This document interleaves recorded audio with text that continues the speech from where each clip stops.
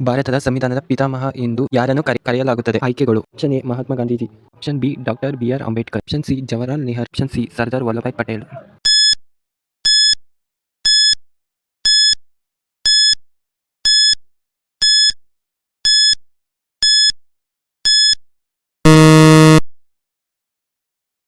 Option B doctor B R. Ambedkar. ಸಮಿತಿ ಡಾ. B. R. Ambedkar ಅವರು ಸಂವಿಧಾನ ರಚನಾ ಸಭೆಯ ಕರಡು ಸಮಿತಿಯ ಡ್ರಾಫ್ಟಿಂಗ್ ಕಮಿಟಿ ಅಧ್ಯಕ್ಷರಾಗಿದ್ದರು. ಸಂವಿಧಾನ ಶಿಲ್ಪಿ. ಭಾರತದ ಸಂವಿಧಾನವನ್ನು ರೂಪಿಸುವಲ್ಲಿ ಅವರ ಅಪ್ರತಿಮ ಕೊಡುಗೆಯಿಂದಾಗಿ ಅವರನ್ನು ಭಾರತದ ಸಂವಿಧಾನದ ಶಿಲ್ಪಿ ಎಂದು ಕರೆಯಲಾಗುತ್ತದೆ. ಜಾರಿಗೆ ಬಂದ ದಿನ: ಭಾರತದ ಸಂವಿಧಾನವು 1950 ಜನವರಿ 26ರಂದು ಅಧಿಕೃತವಾಗಿ ಜಾರಿಗೆ ಬಂದಿತು. ಗಣರಾಜ್ಯೋತ್ಸವ. ದೂರದರ್ಶನ. ಸಂವಿಧಾನ ರಚನಾ ಸಭೆಯು 1947ರ ಆಗಸ್ಟ್ 29ರಂದು ಕರಡು ಸಮಿತಿಯನ್ನು ರಚಿಸಿತು.